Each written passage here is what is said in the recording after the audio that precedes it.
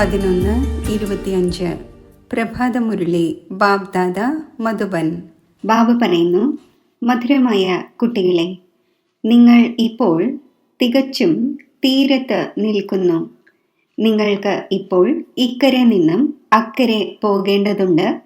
വീട്ടിലേക്ക് പോകാനുള്ള തയ്യാറെടുപ്പ് ചെയ്യണം. ചോദ്യം: ഏതൊരു കാര്യം ഓർമ്മ വയ്ക്കും എങ്കിൽ അവസ്ഥ അചഞ്ചലവും ആടാത്തതും ആയി മാറും? ഉത്തരം: പാസ്റ്റ് ഇസ് പാസ്റ്റ്, അതായത് കഴിഞ്ഞത് കഴിഞ്ഞു. കഴിഞ്ഞതിൻ്റെ ചിന്തനം ചെയ്യരുത്, മുന്നോട്ട് പോയിക്കൊണ്ടിരിക്കണം. സദാ ഒന്നിൻ്റെ നേർക്ക് നോക്കിക്കൊണ്ടിരിക്കൂ, എങ്കിൽ അവസ്ഥ അചഞ്ചലവും ആടാത്തതും ആയി മാറും. നിങ്ങളിപ്പോൾ കലിയുഗത്തിൻ്റെ പരിധി ഉപേക്ഷിച്ചു കഴിഞ്ഞു.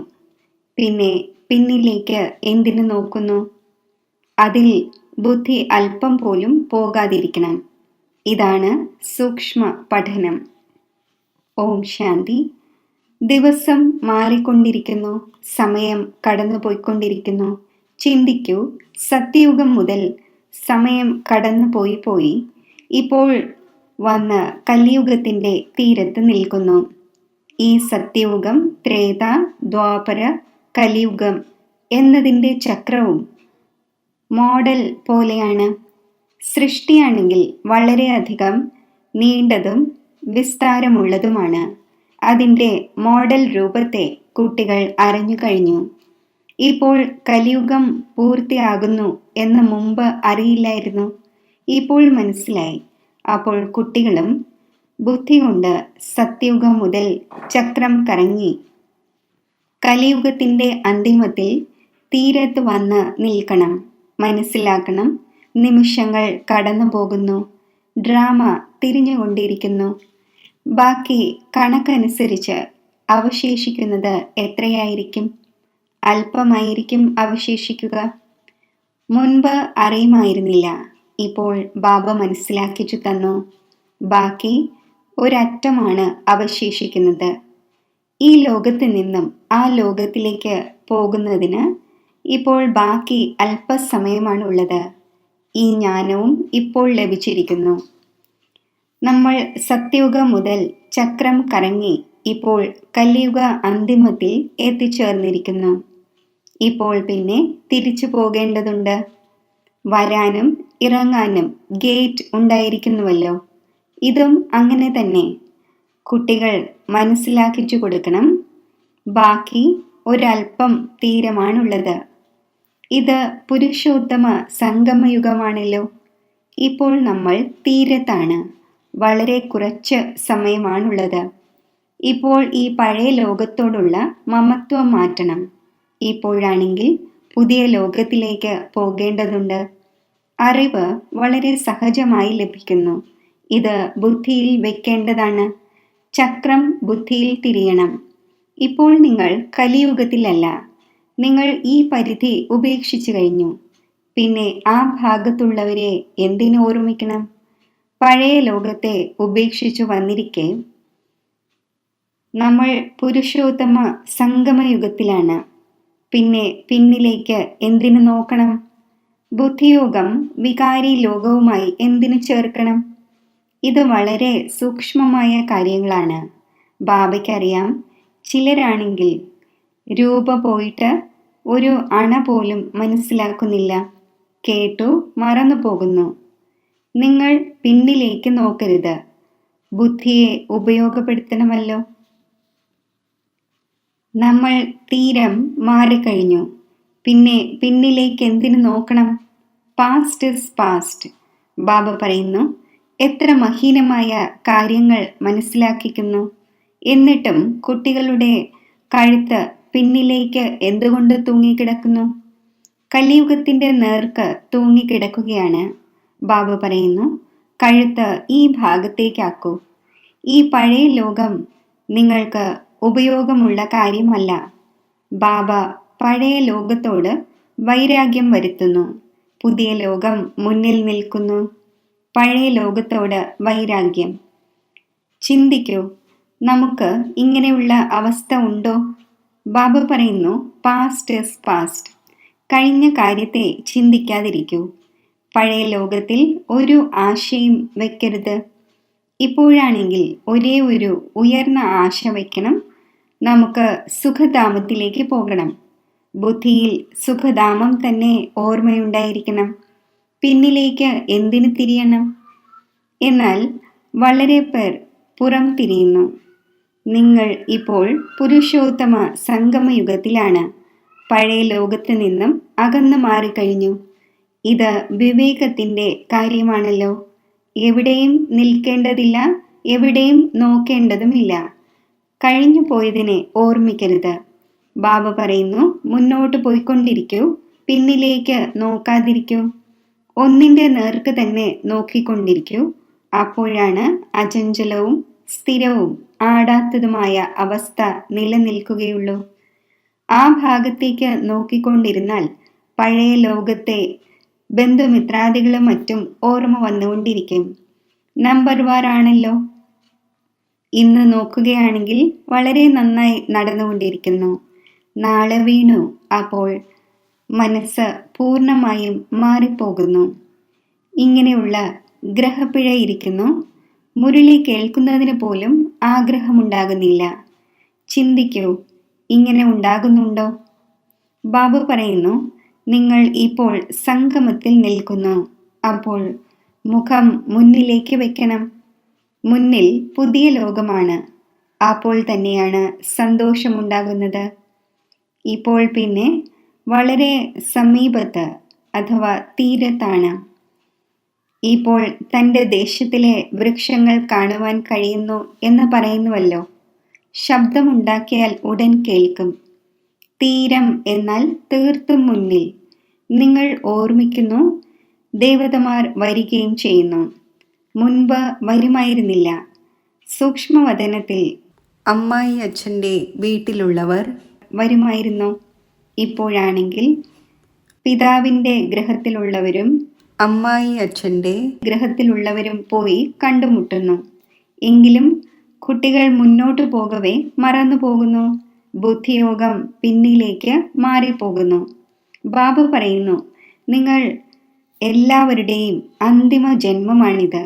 നിങ്ങൾ പിന്നോട്ട് മാറരുത്. ഇപ്പോൾ മറികടക്കേണ്ടതുണ്ട്. ഈ ഭാഗത്ത് നിന്നും ആ ഭാഗത്തേക്ക് പോകണം. മൃത്യുവും അടുത്ത് വന്നുകൊണ്ടിരിക്കുന്നു. ബാക്കി കേവലം ചുവട് വയ്ക്കണം. തോണി തീരത്തേക്ക് വരുമ്പോൾ ആ ഭാഗത്തേക്ക് ചുവട് വയ്ക്കേണ്ടി വരുമല്ലോ. കുട്ടികളായ നിങ്ങൾക്ക് തീരത്ത് നിൽക്കേണ്ടതുണ്ട്. നിങ്ങളുടെ ബുദ്ധിയിലുണ്ട്, ആത്മാക്കൾ തൻ്റെ സ്വീറ്റ് ഹോമിലേക്ക് പോകുന്നു. ഇത് ഓർമ്മയുണ്ടായിരിക്കുന്നതിലൂടെയും സന്തോഷം നിങ്ങളെ അചഞ്ചലവും ആടാത്തതും ആക്കി മാറ്റും. ഇത് വിചാരസാഗര മഥനം ചെയ്തുകൊണ്ടിരിക്കണം. ഇതാണ് ബുദ്ധിയുടെ കാര്യം. നമ്മൾ ആത്മാക്കൾ പോയിക്കൊണ്ടിരിക്കുന്നു. ഇപ്പോൾ ബാക്കി സമീപത്ത് തീരത്താണ്. ബാക്കി കുറച്ച് സമയമാണുള്ളത്. ഇതിനെ തന്നെയാണ് ഓർമ്മയുടെ യാത്ര എന്ന് പറയുന്നത്. ഇതും മറന്നു പോകുന്നു. ചാർട്ട് എഴുതുവാനും മറക്കുന്നു. തൻ്റെ ഹൃദയത്തിൽ കൈവച്ചു നോക്കൂ. നമ്മൾ സമീപത്ത് തീരത്ത് നിൽക്കുകയാണ് എന്ന് സ്വയം മനസ്സിലാക്കുവാനായി ബാബ എന്താണോ പറയുന്നത് അങ്ങനെയുള്ള അവസ്ഥ നമുക്കുണ്ടോ? ബുദ്ധിയിൽ ഒരു ബാബയുടെ മാത്രം ഓർമ്മയുണ്ടായിരിക്കണം. ബാബ ഓർമ്മയുടെ യാത്ര ഭിന്ന ഭിന്ന പ്രകാരത്തിലൂടെ പഠിപ്പിച്ചുകൊണ്ടിരിക്കുന്നു. ഈ ഓർമ്മയുടെ യാത്രയിൽ തന്നെ ലഹരി പിടിച്ചിരിക്കണം. ഇപ്പോൾ നമുക്ക് പോകേണ്ടതുണ്ട് ഇത്രമാത്രം. ഇവിടെ എല്ലാം അസത്യമായ ബന്ധങ്ങളാണ്. സത്യമായത് സത്യയുഗത്തിലെ ബന്ധമാണ്. സ്വയം നോക്കൂ, നമ്മൾ എവിടെ നിൽക്കുന്നു? സത്യയുഗം മുതൽ ബുദ്ധിയിൽ ഈ ചക്രം ഓർമ്മിക്കൂ. നിങ്ങൾ സ്വദർശന ചക്രധാരിയാണല്ലോ. സത്യയുഗം മുതൽ ചക്രം കറങ്ങി വന്ന് തീരത്ത് നിൽക്കുന്നു. തീരമായല്ലോ. ചിലരാണെങ്കിൽ തൻ്റെ ടൈം വളരെയധികം വ്യർത്ഥമായി പാഴാക്കിക്കൊണ്ടിരിക്കുന്നു. 5-10 മിനിറ്റ് പോലും ഓർമ്മയിലിരിക്കുന്നത് പ്രയാസമായിരിക്കും. സ്വദർശന ചക്രധാരിയാണെങ്കിൽ മുഴുവൻ ദിവസവും ആകേണ്ടതാണ്. അങ്ങനെ ഉണ്ടാക്കുന്നില്ല. ബാബ ഭിന്ന ഭിന്ന രീതിയിലൂടെ മനസ്സിലാക്കിച്ചു തരുന്നു. ആത്മാവിൻ്റെ തന്നെ കാര്യമാണ്. നിങ്ങളുടെ ബുദ്ധിയിൽ ചക്രം തിരിഞ്ഞുകൊണ്ടിരിക്കുന്നു. ബുദ്ധിയിൽ ഈ ഓർമ്മ എന്തുകൊണ്ട് ഇരുന്നുകൂടാ? ഇപ്പോൾ നമ്മൾ തീരത്ത് നിൽക്കുന്നു. നമ്മൾ പുരുഷോത്തമനായിക്കൊണ്ടിരിക്കുന്നു എന്ന് അറിയാമായിരിക്കെ ഈ തീരം ബുദ്ധിയിൽ എന്തുകൊണ്ട് ഓർമ്മയിലിരിക്കുന്നില്ല? അതിനാൽ പോയി തീരത്ത് നിൽക്കൂ. പേനിനെ പോലെ സഞ്ചരിച്ചു കൊണ്ടിരിക്കൂ. എന്തുകൊണ്ട് ഈ പ്രാക്ടീസ് ചെയ്യുന്നില്ല? എന്തുകൊണ്ട് ചക്രം ബുദ്ധിയിൽ വരുന്നില്ല? ഇത് സ്വദർശന ചക്രമാണല്ലോ.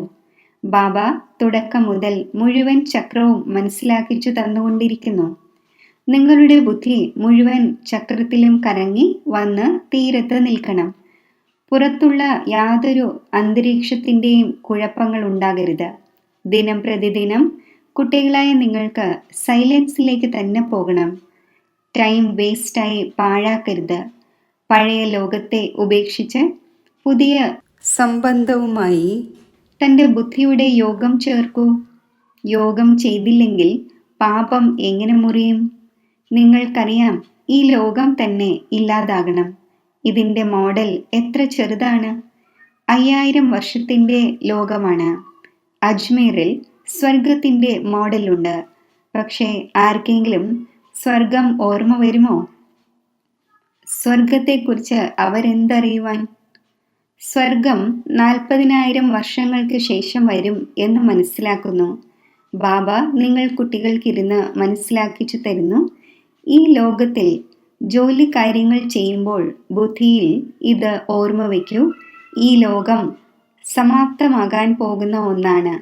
ഇപ്പോൾ പോകേണ്ടതുണ്ട്. നമ്മൾ അവസാനത്തിൽ നിൽക്കുകയാണ്. ഓരോ ചുവടും പേനിനെ പോലെ സഞ്ചരിക്കുന്നു. ലക്ഷ്യം എത്ര വലുതാണ്! ബാബയാണെങ്കിൽ ലക്ഷ്യത്തെ അറിയുന്നുണ്ടല്ലോ.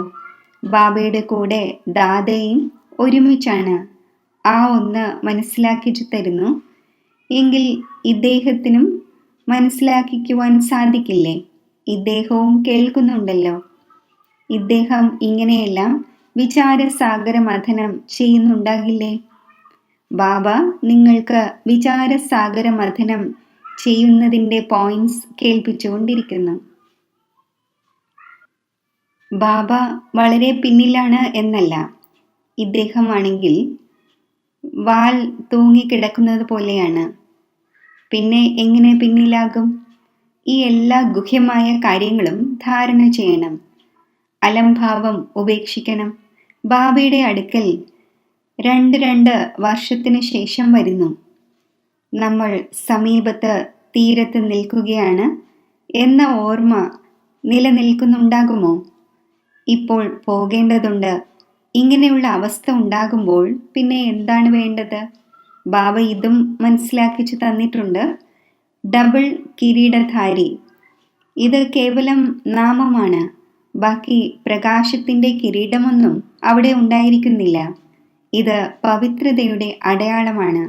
ഏതെല്ലാം ധർമ്മസ്ഥാപകരുണ്ടോ അവരുടെ ചിത്രങ്ങളിൽ പ്രകാശം തീർച്ചയായും കാണിക്കുന്നു. കാരണം അവർ വൈസ്ലെസ്സും സതോ പ്രധാനവുമാണ്. പിന്നെ രജോ തമോയിൽ വരുന്നു. കുട്ടികളായ നിങ്ങൾക്ക് നോളജ് ലഭിക്കുന്നു.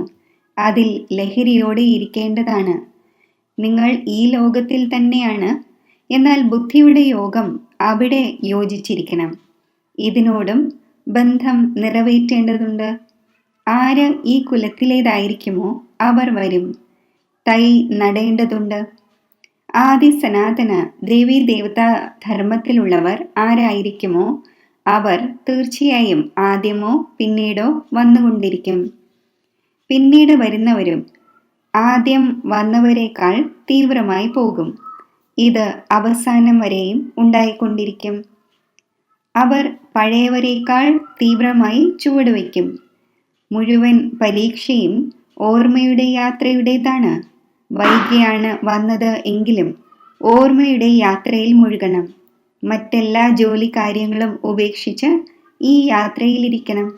ഭോജനം കഴിക്കുക തന്നെ വേണം. നല്ല രീതിയിൽ ഓർമ്മയിലിരിക്കുകയാണെങ്കിൽ ഈ സന്തോഷം പോലെ ഒരു ഔഷധമില്ല. ഇപ്പോൾ നമ്മൾ പോവുകയാണ് എന്ന ചിന്തയുണ്ടായിരിക്കും. 21 ജന്മങ്ങളുടെ രാജ്യഭാഗ്യം ലഭിക്കുന്നു. ലോട്ടറി ലഭിക്കുന്നവർക്കും സന്തോഷത്തിൻ്റെ രസം കയറുമല്ലോ. നിങ്ങൾക്ക് വളരെയധികം പ്രയത്നിക്കണം. ഇതിനെ തന്നെയാണ് അന്തിമ അമൂല്യ ജീവിതം എന്ന് പറയുന്നത്. ഓർമ്മയുടെ യാത്രയിൽ വളരെയധികം രസമുണ്ട്. ഹനുമാനും പുരുഷാർത്ഥം ചെയ്ത് സുസ്ഥിരമായല്ലോ. വൈക്കോൽ കൂനയ്ക്ക് തീ പിടിച്ചു, രാവണന്റെ രാജ്യം കത്തിപ്പോയി. ഇങ്ങനെ ഒരു കഥ ഉണ്ടാക്കിയിരിക്കുന്നു. ബാബ യഥാർത്ഥമായ കാര്യം ഇരുന്ന് മനസ്സിലാക്കിച്ചു തരുന്നു. രാവണ രാജ്യം ഇല്ലാതാകും. സുസ്ഥിരമായ ബുദ്ധി എന്ന് ഇതിനെയാണ് പറയുന്നത്. ഇപ്പോൾ തീരത്താണ് നമ്മൾ പോയിക്കൊണ്ടിരിക്കുന്നു. ഈ ഓർമ്മയിലിരിക്കുന്നതിൻ്റെ പുരുഷാർത്ഥം ചെയ്യൂ. അപ്പോൾ സന്തോഷത്തിൻ്റെ രസം കയറും. ആയുസ്സും യോഗബലത്തിലൂടെ വർദ്ധിക്കുന്നു. നിങ്ങൾ ഇപ്പോൾ ദൈവിക ഗുണം ധാരണ ചെയ്യുന്നു. പിന്നീട് അത് പകുതി കൽപ്പം തുടരുന്നു. ഇപ്പോൾ ഈ ജന്മത്തിൽ നിങ്ങൾ ഇത്രയും പുരുഷാർത്ഥം ചെയ്യുന്നു. നിങ്ങൾ പോയി ഈ ലക്ഷ്മി നാരായണനാകുന്നു. അപ്പോൾ എത്ര പുരുഷാർത്ഥം ചെയ്യേണ്ടതാണ്?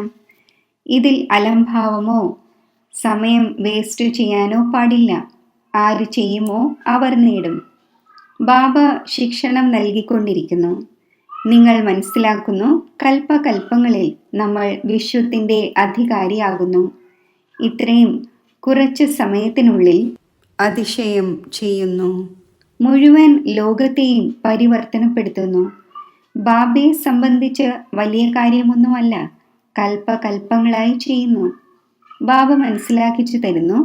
നടക്കുമ്പോഴും ചുറ്റി സഞ്ചരിക്കുമ്പോഴും കഴിക്കുമ്പോഴും കുടിക്കുമ്പോഴും തൻ്റെ ബുദ്ധിയോഗം ബാബയുമായി ചേർക്കൂ. ഈ ഗുപ്തമായ കാര്യം ബാബ തന്നെയാണ് കുട്ടികൾക്കിരുന്ന് മനസ്സിലാക്കിച്ചു തരുന്നത്. തൻ്റെ അവസ്ഥ നല്ല രീതിയിൽ ഉറപ്പിച്ചുകൊണ്ടിരിക്കൂ. ഇല്ലെങ്കിൽ ഉയർന്ന പദവി നേടുകയില്ല. കുട്ടികളായ നിങ്ങൾ നമ്പർ വാർ പുരുഷാർത്ഥമനുസരിച്ച് പ്രയത്നിക്കുന്നു. നമ്മളിപ്പോൾ തീരത്ത് നിൽക്കുന്നു എന്ന് മനസ്സിലാക്കുന്നുണ്ട്. പിന്നെ പിന്നിലേക്ക് എന്തിനു നമ്മൾ നോക്കണം? മുന്നോട്ട് ചുവടുകൾ വെച്ചുകൊണ്ടിരിക്കണം. ഇതിൽ വളരെയധികം അന്തർമുഖത ആവശ്യമാണ്. അതിനാൽ ആമയുടെയും ഉദാഹരണമുണ്ട്. ഈ ഉദാഹരണങ്ങളെല്ലാം നിങ്ങൾക്ക് വേണ്ടിയുള്ളതാണ്. സന്യാസിമാരാണെങ്കിൽ ഹഠയോഗികളാണ്. അവർക്ക് രാജയോഗം പഠിപ്പിക്കുവാൻ സാധിക്കില്ല. അവർ കേൾക്കുകയാണെങ്കിൽ വിചാരിക്കും, ഇവർ നമ്മെ ഇൻസൾട്ട് ചെയ്യുന്നു. അതിനാൽ ഇതും യുക്തിയോടെ എഴുതണം. ബാബയ്ക്കല്ലാതെ രാജയോഗം ആർക്കും തന്നെ പഠിപ്പിക്കുവാൻ സാധിക്കില്ല. ഇൻഡയറക്റ്റായി പറയുന്നു, ചിന്ത ഉണ്ടാകാതിരിക്കാനായി യുക്തിയോടെ നടക്കേണ്ടി വരുമല്ലോ. സർപ്പവും മരിക്കണം, വടിയും ഒടിയരുത്. കുടുംബ പരിവാരം തുടങ്ങി സർവ്വതിനോടും പ്രീതി വയ്ക്കൂ. പക്ഷേ ബുദ്ധിയുടെ യോഗം ബാബയുമായി ചേർക്കണം. നിങ്ങൾക്കറിയാം, നമ്മളിപ്പോൾ ഒന്നിൻ്റെ മതത്തിലാണ്. ഇതാണ് ദേവതയാകാനുള്ള മതം. ഇതിനെയാണ് അദ്വൈത മതം എന്ന് പറയുന്നത്. കുട്ടികൾക്ക് ദേവതയാകേണ്ടതുണ്ട്. എത്ര തവണ നിങ്ങളായിരിക്കുന്നു? അനേകം തവണ. ഇപ്പോൾ നിങ്ങൾ സംഗമയുഗത്തിൽ നിൽക്കുന്നു. ഇത് അന്തിമ ജന്മമാണ്. ഇപ്പോൾ പോകേണ്ടതുണ്ട്. പിന്നിലേക്ക് എന്തിനു നോക്കണം? നോക്കിയെങ്കിൽ പോലും തൻ്റെ ആടാത്ത അവസ്ഥയിൽ നിങ്ങൾ നിൽക്കണം. ലക്ഷ്യത്തെ മറക്കാതിരിക്കൂ. നിങ്ങൾ തന്നെയാണ് മഹാവീരൻ. നിങ്ങൾ മായയുടെ മേൽ ജയം നേടുന്നു. ഇപ്പോൾ നിങ്ങൾ മനസ്സിലാക്കുന്നുണ്ട്, തോൽവിയുടെയും ജയത്തിൻ്റെയും ഈ ചക്രം തിരിഞ്ഞുകൊണ്ടിരിക്കുന്നു. എത്ര വണ്ടർഫുൾ ജ്ഞാനമാണ് ബാബയുടേത്. സ്വയം ബിന്ദുവാണ് എന്ന് മനസ്സിലാക്കണം. ഇത്രയും ചെറിയ ബിന്ദുവിൽ മുഴുവൻ പാർട്ട് അടങ്ങിയിട്ടുണ്ട് എന്നും ചക്രം തിരിഞ്ഞുകൊണ്ടിരിക്കുന്നു എന്നും അറിയാമായിരുന്നോ? വളരെ വണ്ടർഫുള്ളാണ്. വണ്ടർ എന്ന് പറഞ്ഞ് വിടേണ്ടി തന്നെ വരുന്നു. ശരി, മധുരമധുരമായ സിഖിലതെ കുട്ടികൾക്ക് മാതാവും പിതാവുമായ ബാബ്ദാദയുടെ സ്നേഹസ്മരണകൾ. Good morning. ആത്മീയ പിതാവിൻ്റെ ആത്മീയ കുട്ടികൾക്ക് നമസ്തേ. ധാരണയ്ക്കുള്ള മുഖ്യസാരം: പിന്നിലേക്ക് തിരിഞ്ഞു നോക്കരുത്. ഏതെങ്കിലും കാര്യത്തിൽ നിന്നു പോകരുത്. ഒരു ബാബയുടെ നേർക്ക് നോക്കിക്കൊണ്ട് തൻ്റെ അവസ്ഥ ഏകരസമാക്കി വെക്കണം. ബുദ്ധിയിൽ ഓർമ്മ വയ്ക്കണം, ഇപ്പോൾ നമ്മൾ തീരത്ത് നിൽക്കുന്നു. വീട്ടിലേക്ക് പോകേണ്ടതുണ്ട്. അലംഭാവം ഉപേക്ഷിക്കണം. തൻ്റെ അവസ്ഥ ഉറപ്പിക്കുന്നതിൻ്റെ ഗുപ്തമായ പ്രയത്നം ചെയ്യണം. വരദാനം: സർവരുടെയും ഹൃദയത്തിൽ നിന്നുള്ള സ്നേഹം പ്രാപ്തമാക്കുന്ന വേറിട്ടവരും പ്രിയപ്പെട്ടവരും നിർസങ്കൽപ്പവുമായി ഭവിക്കട്ടെ. ഏത് കുട്ടികളിലാണോ വേറിട്ടവരും പ്രിയപ്പെട്ടവരും ആയിരിക്കുന്നതിൻ്റെ ഗുണവും നിർസങ്കൽപ്പമായി ഇരിക്കുന്നതിൻ്റെ വിശേഷതയും ഉള്ളത്, അതായത് ആർക്ക് ഈ വരദാനം പ്രാപ്തമാണോ അവർ സർവരുടെയും പ്രിയരായി മാറുന്നു. കാരണം വേറിട്ട അവസ്ഥയിലൂടെ സർവരുടെയും ഹൃദയത്തിൽ നിന്നുള്ള സ്നേഹം സ്വതവേ പ്രാപ്തമാകുന്നു.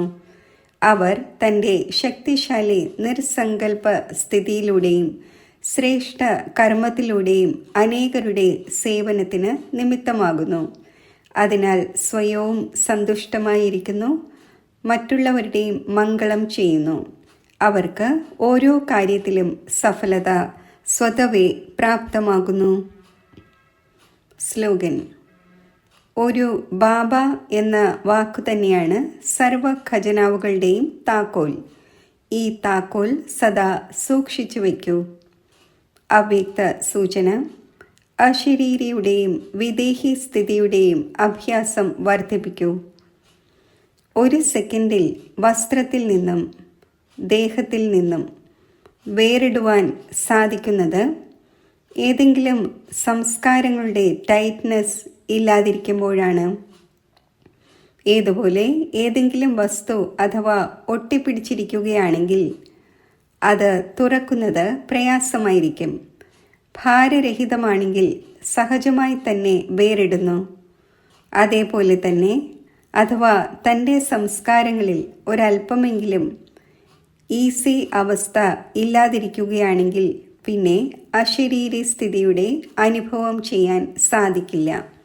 അതിനാൽ ഈസിയും അലേർട്ടും ആയിരിക്കൂ. ഓം ശാന്തി.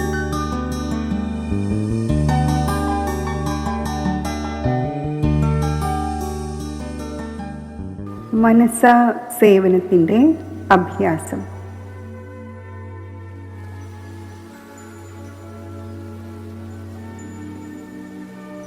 വിശ്വമംഗളകാരിയായ ബാബയിൽ നിന്നും പ്രാപ്തമാക്കിയ ഈശ്വരീയ ഖജനാവുകൾ ഞാൻ ഈ വിശാല സേവനത്തിനായി വിനിയോഗിക്കുകയാണ്. ഞാൻ എൻ്റെ സങ്കല്പശക്തി കൊണ്ട് ഈ വിശ്വത്തിൻ്റെ പരിധിയില്ലാത്ത സേവനം ചെയ്യുവാനായി എൻ്റെ ആത്മസ്വരൂപത്തെ സജ്ജമാക്കുകയാണ്. എൻ്റെ സങ്കല്പശക്തിയെയും സമയത്തിൻ്റെ ശക്തിയെയും വ്യർത്ഥമാക്കാതെ സമ്പൂർണ്ണ സമർത്ഥമാക്കി ഈ വിശാല സേവനത്തിന് നിമിത്തമാകുന്ന സഹയോഗി ആത്മാവാണ് ഞാൻ. എൻ്റെ സൈലൻസിൻ്റെ ശക്തിയിലൂടെ ശുഭഭാവനയിലൂടെയും മംഗളഭാവനയിലൂടെ മുഴുവൻ വിശ്വത്തിലും ആത്മീയതയുടെ അലകൾ ഇപ്പോൾ വ്യാപിക്കുകയാണ്.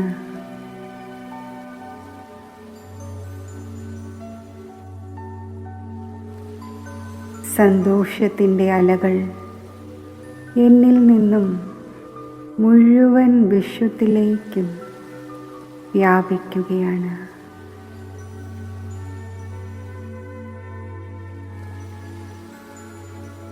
ഈ വിശ്വത്തിലെ ഭയഭീതരായ ആത്മാക്കളിൽ, പ്രതീക്ഷയറ്റ ആത്മാക്കളിൽ ശ്രേഷ്ഠ ഭാവിയുടെ പുതിയ പ്രതീക്ഷകൾ ഉണർന്നു വരട്ടെ.